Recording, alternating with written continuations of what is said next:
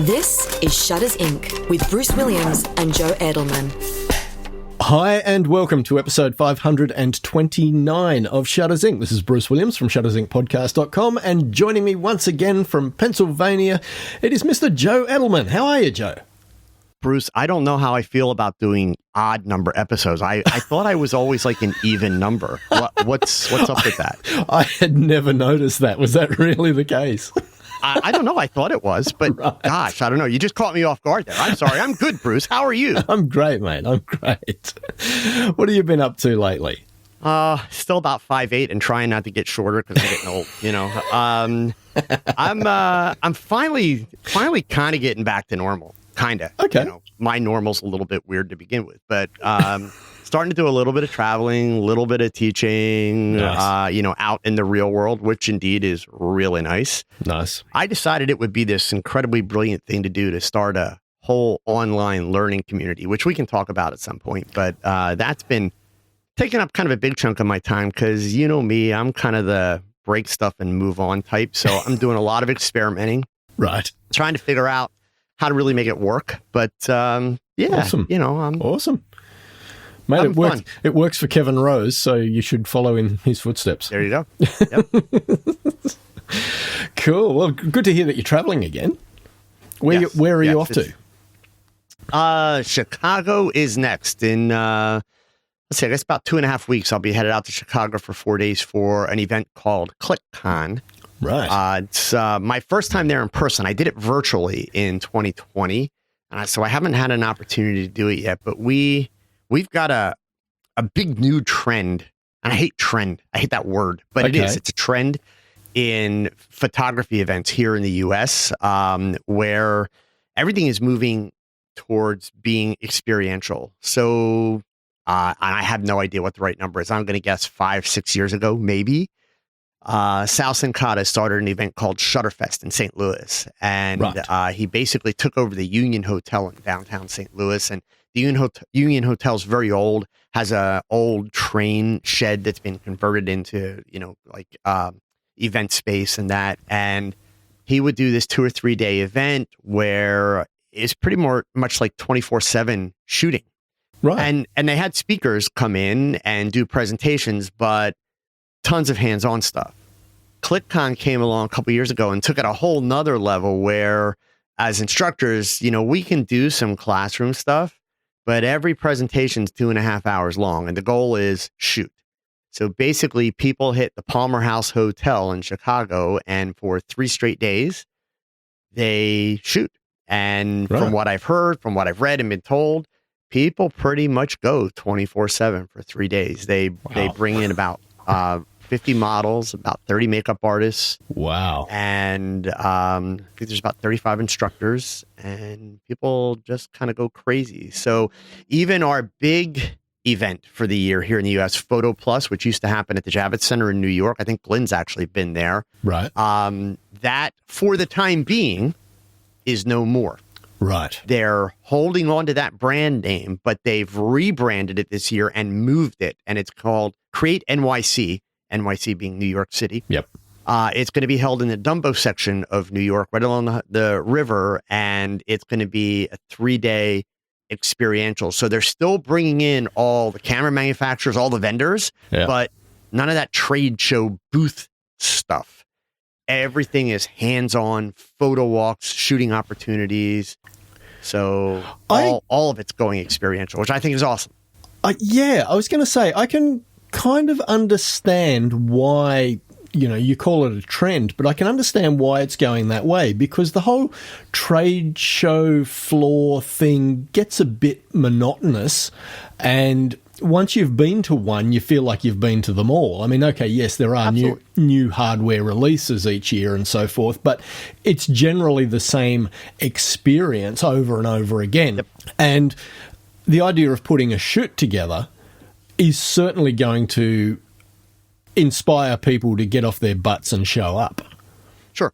Sure. And I mean, I'll be really honest. I have mixed feelings about people shooting in those scenarios. I talk a lot about people going to meetups and group shoots, and unfortunately, a lot of people do it in a very lazy way. In other words, they just show up and they take some pictures, and they're excited because they've never shot anything like that. Yep. But they don't really invest themselves when they're there into really trying to understand what happened before they got there. Because before they got there, there was a whole lot of planning and preparation that went on and collaboration, between the instructor and the models and the makeup artist.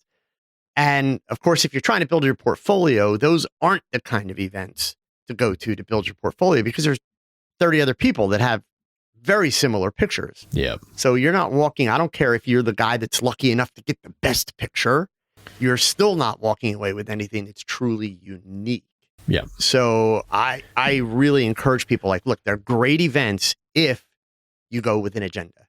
Every photo walk, every class you're going to attend, you have to have an agenda. What do I want to get out of this? And it shouldn't be a portfolio picture.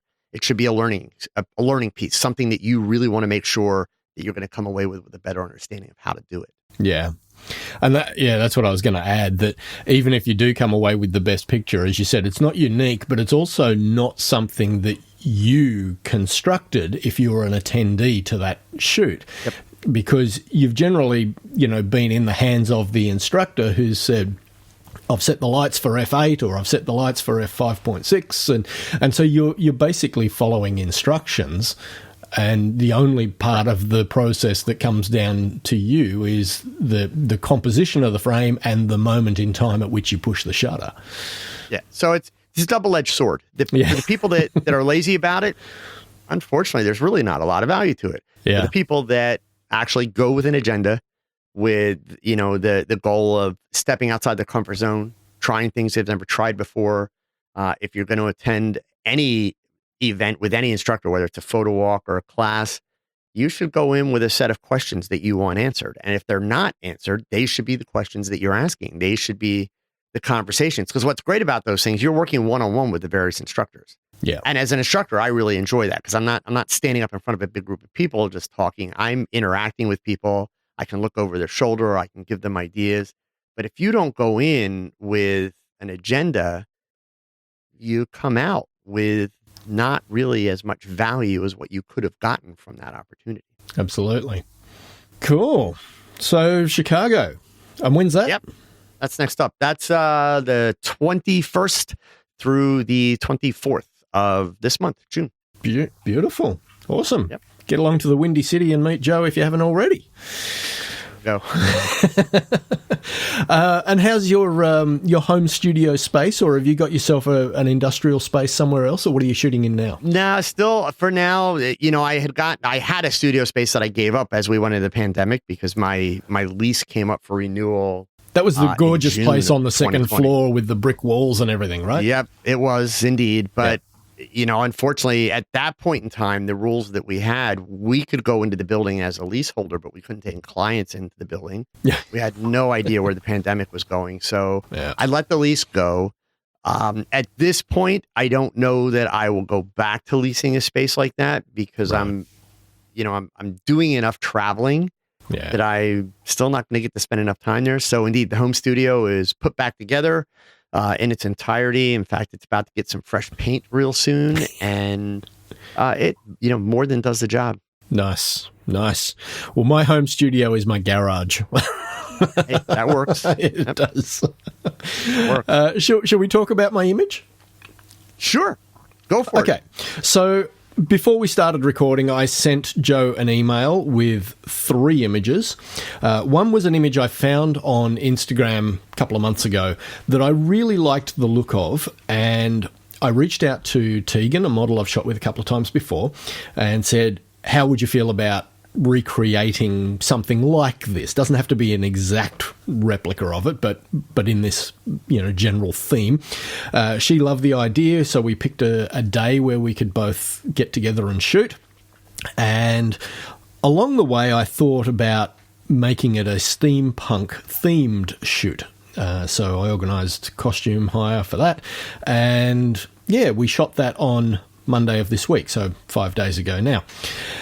And so I've sent Joe a processed version of what will be the hero image of the eventual composite, and a behind-the-scenes shot, which shows a wide version of the the garage space and the way I had set up my lights and the backdrop and so forth. So, Joe, have you got any questions for me about what I did? Sure. Well, so and I'm assuming, Bruce, that you're going to share these images with online so people can see the images that we're talking about? Absolutely. They will be in the show notes of the podcast. So, aside from being inspired by the image that you found on Instagram, the questions that I would ask you, and these are questions I ask anytime I'm going to evaluate, I hate the word critique, but evaluate or review someone's image. What was your goal without actually referencing that image? We'll come back to that image, but what was your goal with the shot? Secondly, what challenges did you face while you were doing this? Third, are you happy with the outcome? And then the last one, even if you're happy, if you could go back and redo this shoot tomorrow, what would you do differently? Those are the 4 questions. Okay, so I guess there was a certain amount of emulation of the inspiration image, hence the fog. The steampunk theme obviously was my own personal twist on, the inspiration. What did I want to achieve? I guess I was trying to get I guess something that was well lit, something that had a bit of three-dimensionality to it that didn't appear flat. I'm not a fan of flat lighting, hence the way I had set my lighting up. So I had a studio head with a softbox, a 60 centimeter softbox to camera left, which if you look at the behind the scenes shot, you can see that on the left, with a Flashwave 3 receiver attached to it. So that was being triggered from the Flashwave trigger on my camera. Then I had a second studio head with a homemade snoot, which was essentially a cardboard box that I chopped up and turned into a snoot. And I put just the small, maybe 1 inch hole in the front of the cardboard to really focus that studio head into a small spot. And that was positioned in such a way as to illuminate the clock face. I then had a speed light on another stand to camera right, same as the snooted studio head. That was camera right. The speed light was firing at Teigan from camera right. And again, that had just a wrap on it, acting as a snoot to limit the spread of that light, to light Teigan up from the right-hand side. And then I had a fourth light. This is a PB for me, 4 lights in one shot. Another speed light on a small Manfrotto tripod sitting on the ground behind Teigan. And that was to backlight the fog. One of your questions was about what challenges did you encounter, and when I first started introducing the fog, I just had 3 lights set up, the first 3 lights, and I was looking at the images on the camera and I'm going, why can't I see the fog? The fog is almost indistinguishable from the black backdrop. And then it occurred to me, it's like, I need to backlight the fog, and hence why I introduced the second speed light down on the ground behind Teigan, firing up behind her, to backlight the fog so that the fog would stand out against the black backdrop. Other challenges, really just getting the lights into the position that, worked for the image I was trying to get. When you look at the inspiration image, the clock that the girl is holding is quite a bit smaller than the clock I had, which is a big wall clock. Hence why I went for a different pose from what was in the inspiration image. If I had Teigan actually hold my wall clock, then pretty much all of her costume would have been obscured in the shot, which would have sort of rendered the theme a little bit pointless. So I got a bucket. It was like a 20-litre bucket, upended that, threw a curtain over it, which is the cream fabric you can see on the ground, and basically had her put, 1 foot up on the bucket and then, lean the clock against her leg in front of her. That seemed to me to be the best way to incorporate the clock into the shot without, completely hiding her costume. Okay. What were the other questions? Are you happy with the outcome? And if you could do it again tomorrow, what would you do differently in any way, shape, or form? Okay, so whatever aspect of it. I am happy with the outcome. Okay. I posted this processed version that you're looking at onto the Darktable group that I manage on Facebook. And as I said, when I posted it there, I said, if you get it right in camera, you shouldn't need to do a whole lot of processing. The post-processing on this image took me about 2 or 3 minutes. There really wasn't a lot that I had to do. And what I did was basic, crop, slight exposure tweak because of another module that I use in Darktable called Filmic RGB, which I use to apply a little bit of contrast. And then there's a color balance RGB module, which I use to just give the colors a little bit of a pop. And that was pretty much it. There wasn't really anything else that needed to be done, in my opinion. Now, you may have a different opinion of that, and I'm happy to hear it. Mm-hmm. But generally, yes, I am happy with the way the image came out. If I could reshoot it, to be honest, I don't know what I would change. I think I'm happy with the way it came out, and I cannot think of a way that I would improve it. But that doesn't mean that there isn't improvement to be made. That's just a limitation of my experience. Right. So, yeah. So now, can you give me a sense of, are you adding more to this shot, like in terms of compositing? So where do you imagine this going from what I'm seeing now? Right. So what I imagine is that it will end up being probably a 16:9 landscape orientation composite with that hero image in the middle and, some of the various other shots that came out of this whole shooting experience composited into, a mixture of images within the one, something along the lines of the inspiration image. So there will be multiples of her in the shot, or are these other pictures pieces of her costume? Well, it'll be mostly close-ups. It won't be any other full-length shots. Okay, but there will be multiples of her. Yes. Okay. That's the idea. Cool. All right. So what feedback would you like most from me? Especially since the only reason I'm starting there is since I'm not actually seeing the finished image. I'm kind of trying to imagine where this is going, and I don't want to get too nitty gritty on just this piece of it. Oh, okay. Well, I was happy for you to get nitty gritty on just the single image. I guess I would love to know if this had been you shooting it.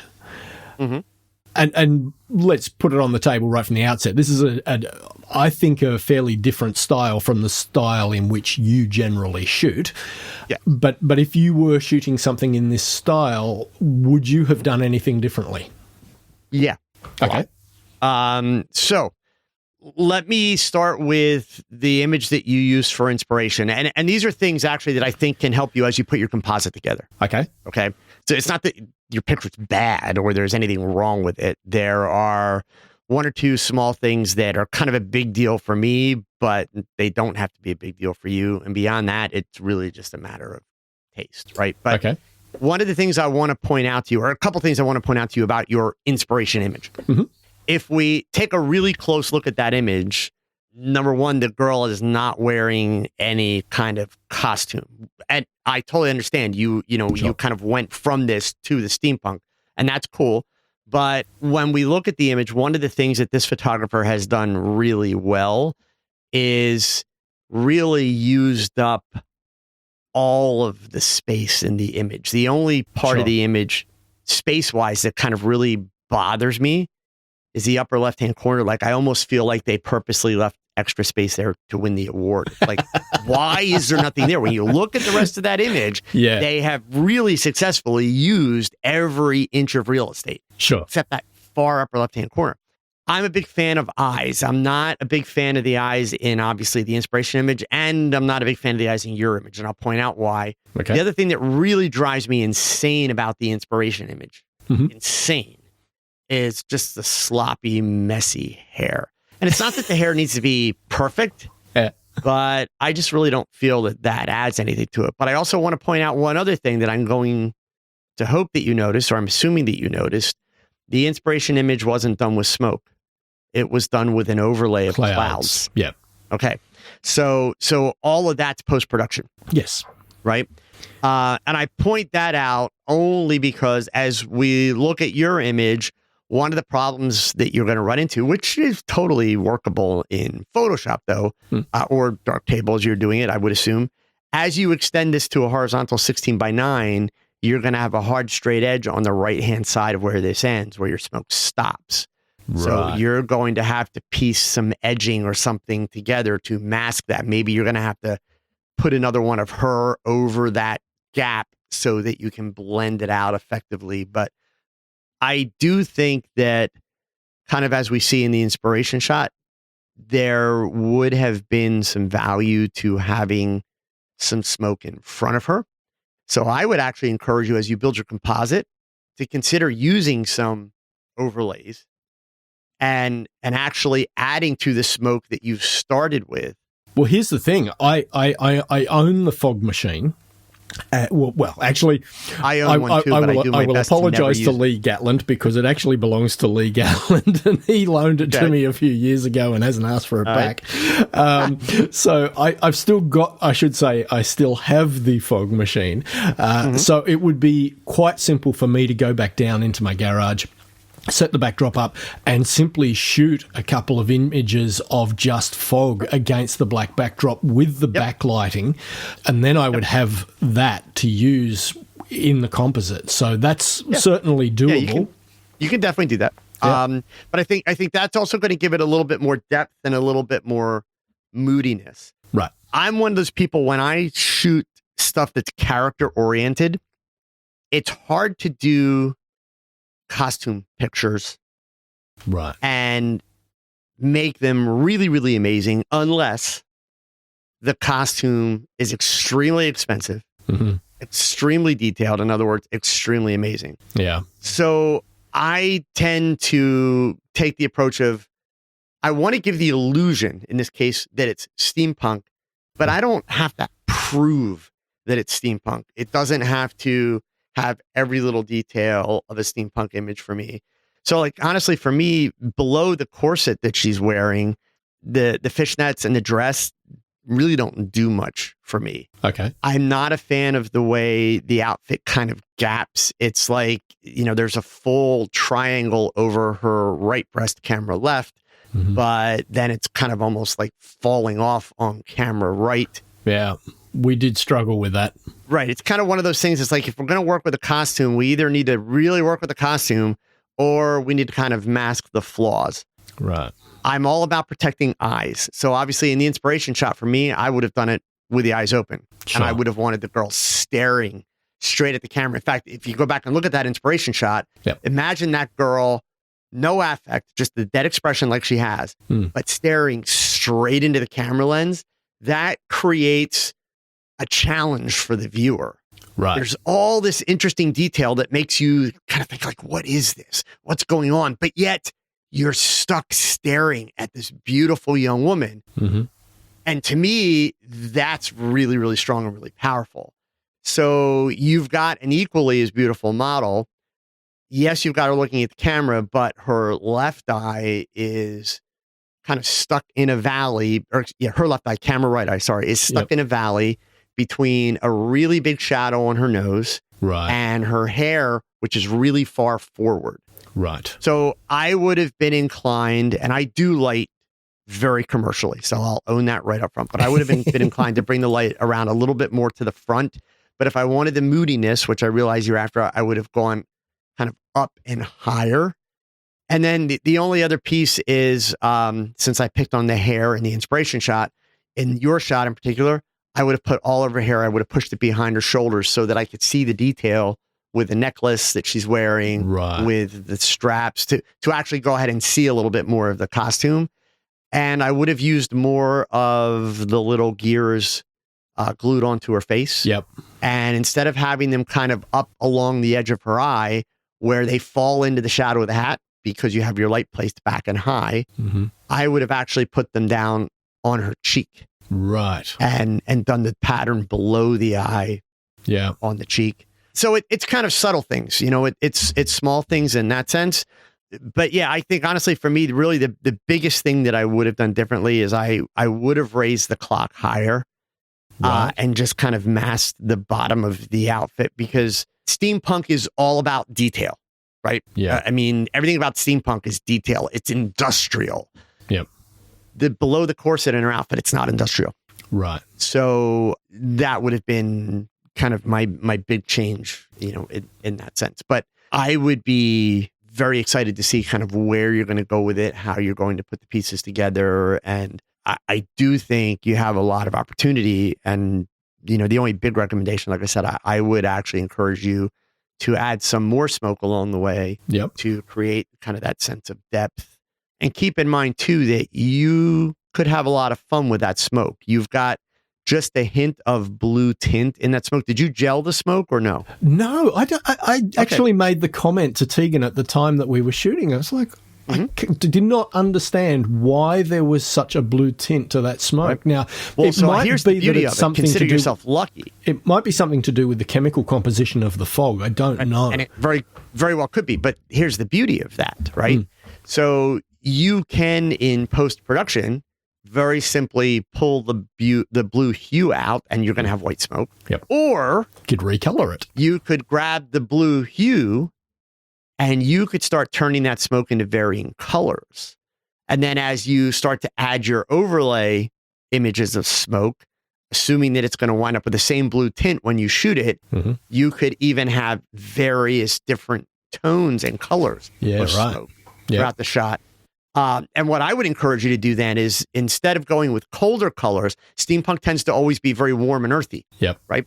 So I would want to grab those hues, and I would want to move them more towards the yellows and the reds, and get kind of the orangey and the burnt orange tones in there. And then you're really starting to add kind of more of that mood of, that century and that time period to the shot. So having that little bit of blue actually does you a favor, because it gives you the ability to really play.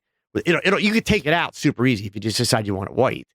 But because there's a color there, you can adjust that. And that color doesn't appear anywhere else in your shot. No. So you can just go ahead. You're not going to have to mask it. You're not going to have to do any really detailed work to change it. You just have to grab a hue slider and start moving it. Yeah. Cool. Ooh, I think it's cool. It'd be neat to see the finished product. Yeah. So that's going to be a little way off, simply because 6 days from now, I actually head off to Western Australia to bury my dad. I'm sorry to hear that. That's okay, mate. He died in August of last year, and the you guys have had all the travel issues. Exactly, yeah. So the Premier of Western Australia had the state of Western Australia just locked down so tight that no one could get in or out. The borders opened up in February, and I wasn't prepared to, try and book a flight straight away, because I didn't know whether he'd, pull the same stunt again. And so this has now been the first opportunity for me to get over there. So I'm flying over there next Friday. The funeral will be on the Sunday, and then I've inherited my dad's car, which I'm going to keep, and I'm driving that back from Western Australia to New South Wales, which is a 3,700 kilometre road trip. So, and to very quickly do the maths on that, that'd be something like about 3,200 miles. Yeah, so I'm going to be gone for a week or so. I don't know if I'm going to have any time in these next 6 days to work on this composite. If I can, I certainly will. But if not, then it will be something I will finish off once I get back. So, but yes, I am looking forward to it. And you've just, whilst you were talking there a couple of minutes ago, I was thinking you used the word industrial, and it reminded me that I have a detail shot, a close-up shot of the side of a steam train that I shot about 8 years ago. And I was just thinking that could make a really good background that could be sort of melded into this composition. So I may dig that out and reprocess that accordingly as well. So, yeah. Yeah. And I mean, it sounds like it would be really cool. In a perfect world, it's worth pointing out to people when you want to do background composites, it's always helpful to have the background figured out before you shoot the image. Sure. But hey, I'll take a happy accident any day, right? Sure. I mean, you just don't want to rely on those all the time. So yeah, when I most of my compositing, I've got the background sitting on a computer screen, or the last couple of years, I've actually had it on a television screen that is the background. Oh, okay. Yeah, right. And, and done it that way. So.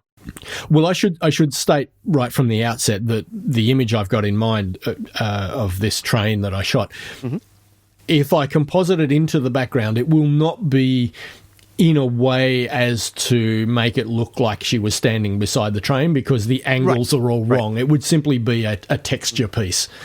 Sure. Cool. So, yeah.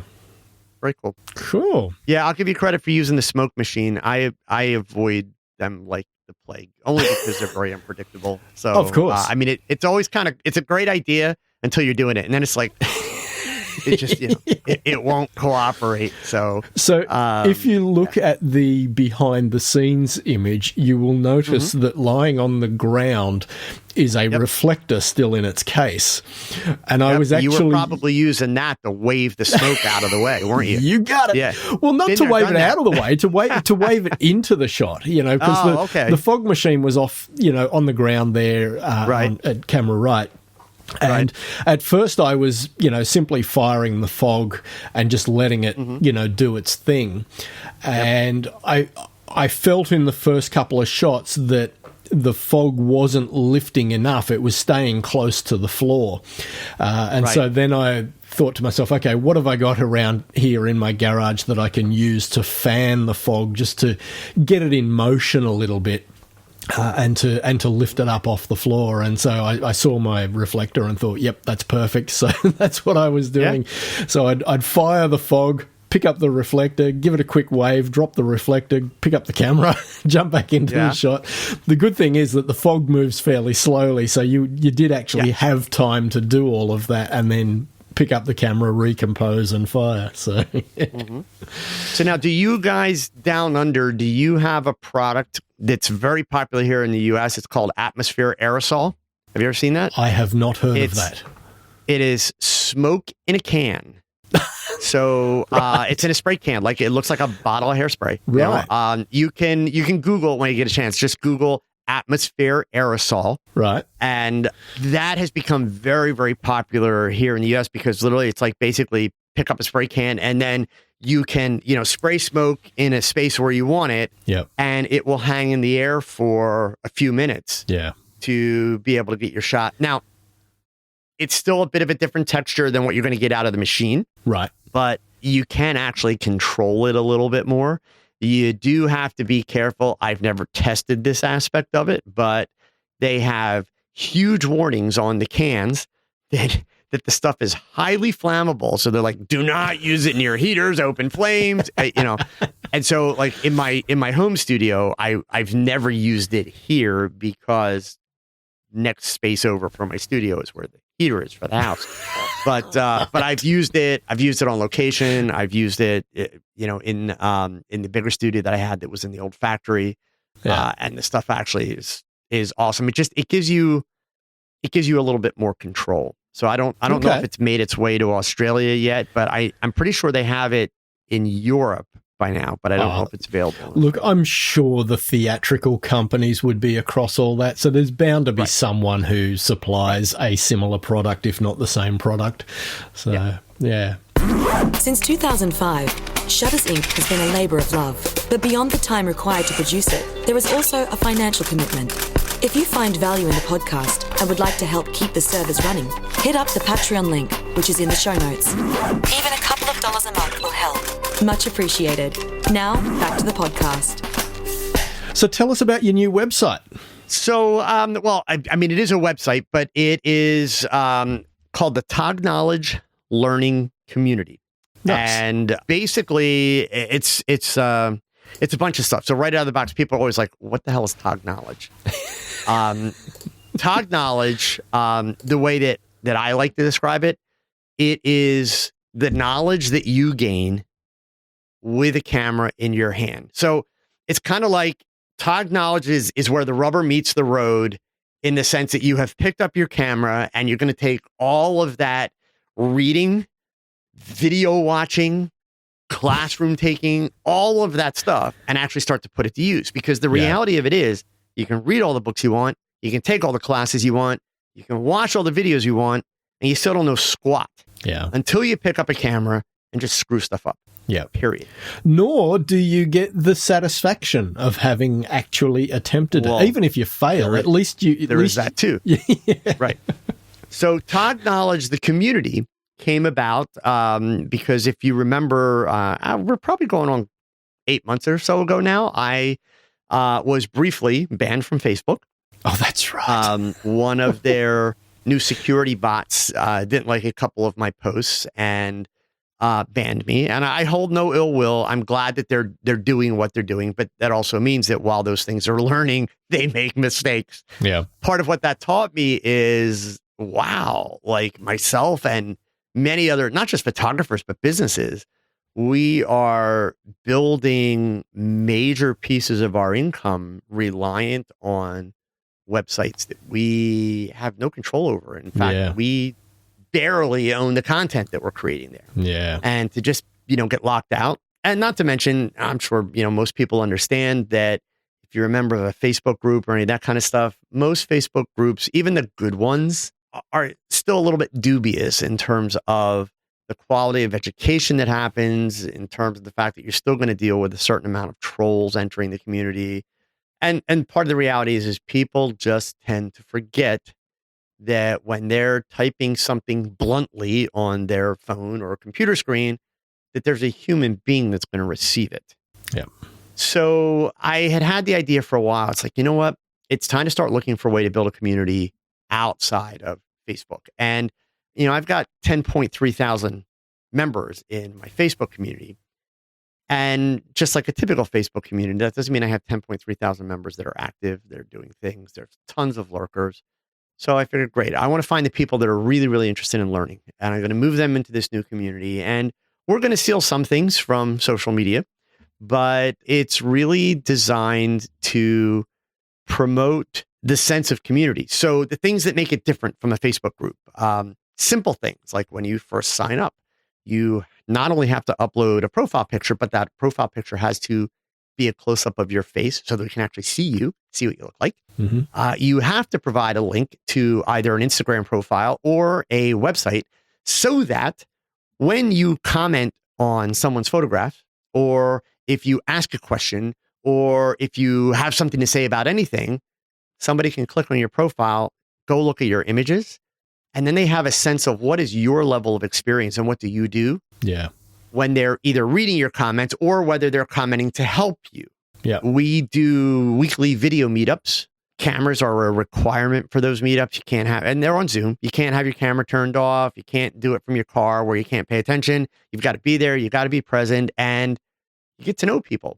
I've built in a lot of really cool technology into the platform. So if you're the type of photographer that loves to go check out like Petapixel and F-Stoppers and PDN Online and all of them, I have resource feeds that dump into my community. So you can get all of your photo news from, let's see, which are all the websites here: Petapixel, DIY Photography, F-Stoppers, Photo Focus, DP Review, SLR Lounge, PDN Online, and Pop Photo, and Shutterbug.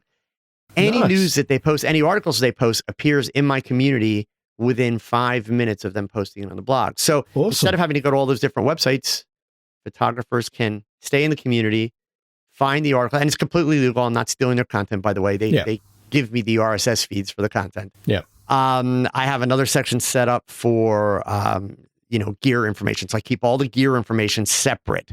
So I actually filter all of those articles coming in for people that want the gear reviews and want all that kind of stuff. We have a channel called the Gear Basement, and that's where all that is and all the gear conversations, live. But all the photo news from all those blogs, it's filtered. So all you get is the photo news, the how-to articles, but no gear information. And I do image reviews similar to what I just did with you, where in order to post a picture, people have to tell me, why'd you take the shot? What was your goal? Did you accomplish the goal? Are you happy with it? And most importantly, if you could do it again, what would you do different?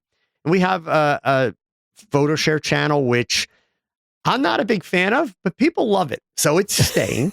And literally what it was, a person suggested this to me when I started the community. And I kind of rolled my eyes like, look, I don't want a channel where people are just dumping pictures and bragging. And it's like, oh, look at this. Because most of the time when that happens, the pictures that they're bragging about, I'm just keeping it real, folks, but they're not really good. So this person actually made a great argument for it. And I thought, okay, let's give it a try. And of course, never fails. It is the most popular part of my community. In part because a lot of people come into the community and they see a lot of great photographers and they're afraid to post their work. So the photo share channel is a love-only channel. No critiques allowed, no feedback allowed, no suggestions allowed. And you're not allowed to ask for suggestions. It's literally just kind of look what I did channel. Photographers are encouraged to at least give us a little bit of a story behind the picture, maybe tell us how you did it, but no negative feedback. And the great part of it is that I literally, not a day goes by where I don't hear from somebody that's new to the community. It's like, I've always been afraid to post pictures. This is the first time I've ever posted a picture online in a photography space. And it's awesome, the feeling of people saying, hey, that's great. Or I like the way that you did this, or I like the way you did that. And I know I have to improve it. I know it's not great yet, but it's really awesome to get that kind of feedback.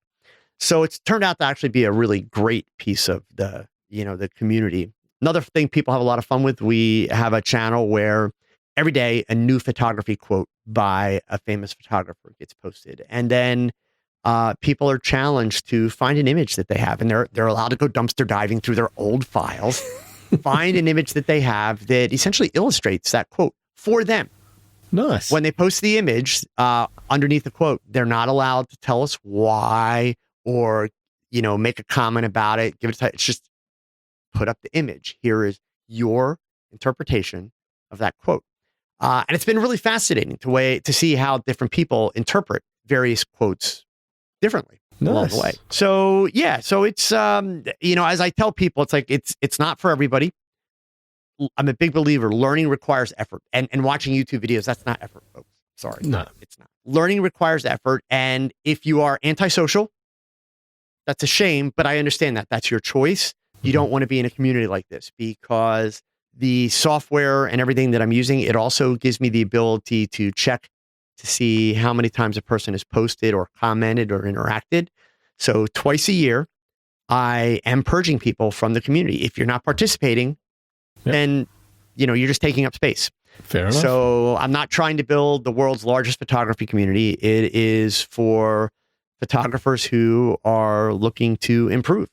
And my hope is that everybody that joins the community, I don't know, a year, maybe even 6 months or 2 years or 3 years down the road, they'll outgrow the community. And then it's time for them to be purged, because they have gotten their photography to a level where, they are much more confident. They have a much better foundational skill set behind what they're doing. And they have learned through what I'm trying to do with the community how to learn on their own. Yep. Without the nudges and the pushes. So that's really ultimately the goal. It's just like I do my photography, Bruce. If everybody's over on one side, I'll be over in the corner on the other side doing something completely different. And it may not be the best. I'll never say it's the best, but it's going to be different. And, I'm going to try things. And for me, it's that quest. I put a lot of effort into education. So it's my quest to find the best, most effective ways to be able to help people improve their photography. Man, that's awesome. I think you got some great so far, guidelines there. It's great. It's been a great learning experience. Fortunately, I'm just enough of a nerd that I'm enjoying even understanding the psychology behind how do I get people to participate and how do I really connect with people. And, everybody knows, especially the people that have been from the get-go, they know it's kind of a grand experiment. Yep. And they're very excited by that, because they're also helping me to shape it.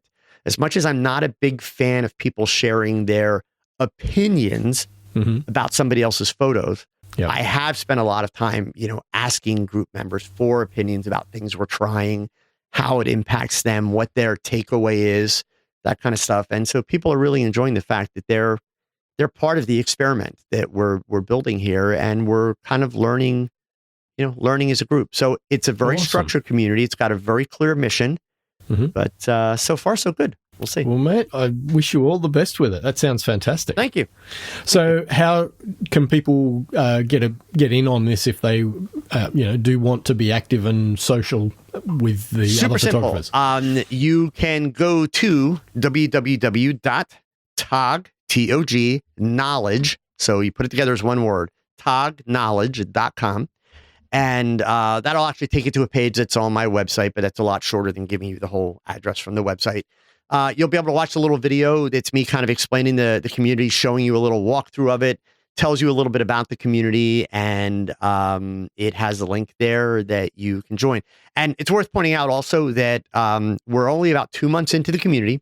It is completely free. It's going to stay free forever. So unlike a lot of these kind of communities that build up off of Facebook, it's not a funnel to get you to spend money, but full transparency. I will be offering some online webinars. I do have a mentoring program, but if you go to the community and spend 5 minutes, you'll notice there's no advertisements, there's no marketing. I don't push that. Just like when I talk to you or when I'm on YouTube, I mention that I'm doing them and I show people, here's my calendar. If you're interested in learning, this is where you're going to go sign up and this is where you're going to do it. But I will be adding, more educational opportunities into the group. But the goal is to keep the group free and to have plenty of free opportunities for people to be able to learn and improve. And I think probably the coolest piece of feedback I've gotten so far, I have a little feature in the group called matchups. Every 2 weeks on a Monday, it randomly takes every member of the group and pairs them up with another member and sends them both an email along with the bio information that they filled out when they joined. Right. And my request to them is, listen, try and find 20 minutes this week. Try and find 20 minutes and connect. There's an audio chat feature in the community. Okay. Try and connect via audio chat or connect via Zoom or FaceTime and just get to know each other a little bit. If you're both busy, if you're in different, because we have some people in Australia. Shout out Paul Sutton. There you go. So we've got people from all over the world. We've got 27 countries represented already. Nice. So, if time zones don't match up, even if you exchange a couple emails back and forth just to get to know each other, people are loving the fact that they are encountering photographers in parts of the world, number one, that they know very little about. But more importantly, they're finding out that those photographers deal with the same issues, same mistakes, same struggles, same anxieties that they are.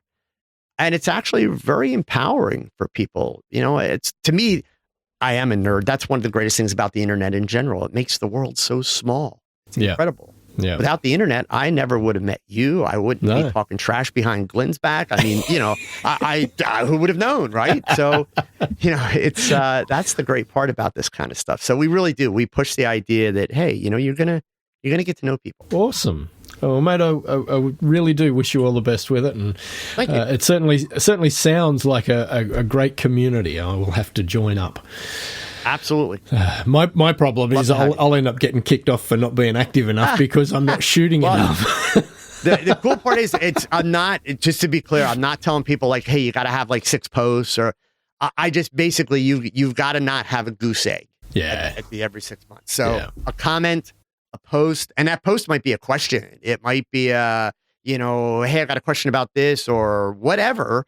It's just the idea that you've participated in the community, in something that other people can see and interact with. So not just by logging in and looking around. And look, obviously, people are going to spend more time looking and reading than they are actually saying things and posting. But I want everybody to get past that, because part of the thing that a lot of people struggle with their photography is that idea of sharing. It's like, what are other people going to think? So I'm not even requiring that you post a picture or share a picture, but share something. And my goal is to create a safe space that really, honestly, teaches photographers how to be a little bit more human, and teaches photographers to remember that, there's other people that are on the other sides of those pictures. There's other people that have the same struggles as you. They're trying just as hard as you. And you know what? We're all guilty. I'll raise my hand too, even though on a podcast I can't see with my hand up. I'm guilty of that. It's easy to forget when you're on a computer that there's a human being on the other side of what you're doing. Yeah. And so by making it as interactive as possible, it really reduces that tendency to just kind of take the shortcut and be a jerk. Yeah. It's easier to be a jerk sometimes online than it is to put in the effort and consider, what that other person has been thinking or doing or. Yeah. Yeah. Awesome, Joe. Well, mate, thank you once again for stepping in Glenn's absence. I do appreciate You're very welcome. Anytime, as always, Bruce. I appreciate the short notice. So no problem. Good luck with Chicago. I hope that all goes well for you. Yeah, looking forward to it. It should be a fun event. Yeah, and we will chat again soon. All right, Bruce. Take care. You too, man. Bye. Bye now. You've been listening to Shutters Inc.